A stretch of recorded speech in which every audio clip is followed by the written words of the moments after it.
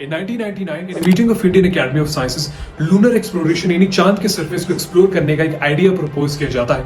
And in accordance to this plan, Indian Prime Minister Atal Bihari Vajpayee announces the Chandrayaan-1 project.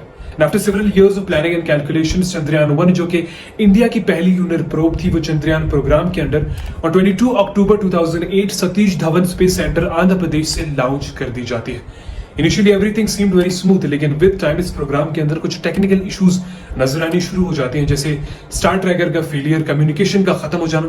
312 दिन तक fully operational रहने के बाद और 95% तक के अपने ऑब्जेक्टिव्स अचीव करने के बाद फाइनली ऑन 28 अगस्त 2009 इसरो की तरफ से इस मिशन को finally and officially over declare कर दिया जाता है. और 22 जुलाई 2019 लूनर सरफेस कॉम्पोजिशन को स्टडी करने के लिए, एक्सप्लोर करने के लिए इंडिया में ही बने विक्रम लैंडर और प्राज्ञान रोवर पर मुश्तमिल Chandrayaan-2 को लॉन्च कर दिया जाता है.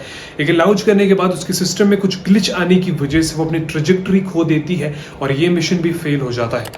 लेकिन on 23 अगस्त 2023 हिंदुस्तान की Chandrayaan-3 चांद के साउथ पोल रीजन पर लैंड कर देती है, making India the fourth country to successfully land on the surface of moon और पहली ऐसी कंट्री जो कि चांद के साउथ पोल रीजन तक पहुंची है.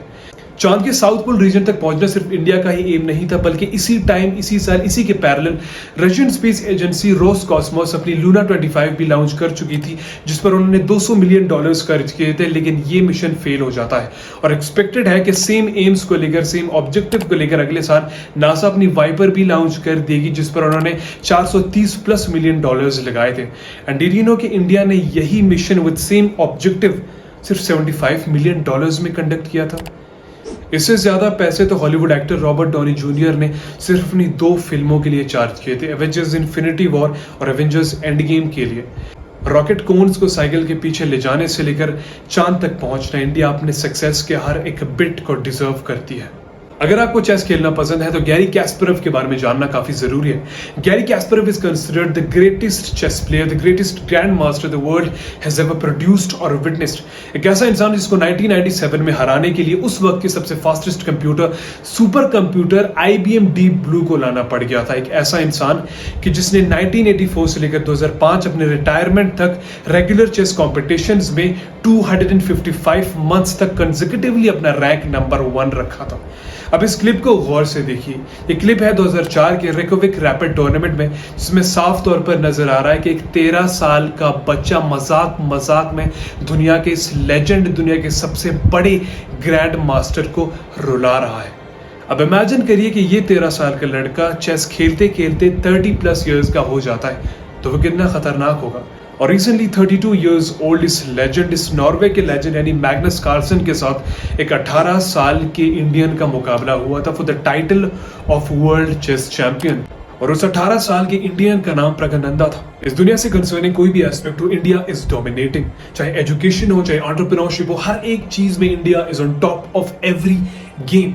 हमें हमारी हिस्ट्री के टेक्स्ट बुक्स में ये पढ़ाया जाता है कि जब ब्रिटिशर्स इंडिया को छोड़ के जा रहे थे तो वो इंडियंस के लिए, हिंदुस्तानियों के लिए काफी सारे रिसोर्सेज छोड़ के गए थे. लेकिन हमें कभी ये नहीं पढ़ाया जाता कि जहां पे वो कुछ लिमिटेड रिसोर्सेज, इंफ्रास्ट्रक्चर और कुछ इंडस्ट्रीज छोड़ के गए थे, वही वो अनलिमिटेड अमाउंट में प्रॉब्लम्स भी छोड़ के गए थे. Social problems, economic problems, political problems, religious problems छोड़ के गए थे. And on the other hand Pakistan वो कंट्री थी कि जिसके पास अगर लिमिटेड रिसोर्सेज थे तो उनके पास लिमिटेड प्रॉब्लम्स भी थे. मैं इंडिया और इंडियंस पे काफी वक्त से रिसर्च कर रहा हूँ और उनकी पूरी हिस्ट्री और उनके प्रेजेंट को एनालाइज करने के बाद, उनकी पूरी मेंटालिटी को एनालाइज करने के बाद मैंने एक मॉड्यूल तैयार किया था कुछ वक्त पहले, जिसको मैं the ratio of 2 A's and 2 D's कहता हूँ. इंडिया और इंडियंस को पता है कि उनके अंदर काफी ज्यादा फ्लॉज है और इन्हीं फ्लॉज को एक्सेप्ट करके वो एक एम रख चुके हैं कि हमें इतना ज्यादा खुद को हर हवाले से इंप्रूव करना है कि हमारी जो ये फ्लॉज है वो दिखे ही नहीं, या अगर दिखते भी हैं तो दूसरे बाहर से लोगों को ये फ्लॉज हमारी सोसाइटी का एक हिस्सा दिखे, जिनसे थ्रू गुजर के हम इतने ज्यादा ग्रेट बने हैं. अपने फ्लॉज एक्सेप्ट करने के बाद और एक एम सेट करने के बाद वो अपने अंदर डेडिकेशन प्रोड्यूस कर देते हैं, और ऐसा डेडिकेशन जिससे वो कभी भी अपने एम को नहीं बोलते और अपने डेडिकेशन को अपने पास रखकर विद टाइम वो डिसिप्लिन प्रोड्यूस कर लेते.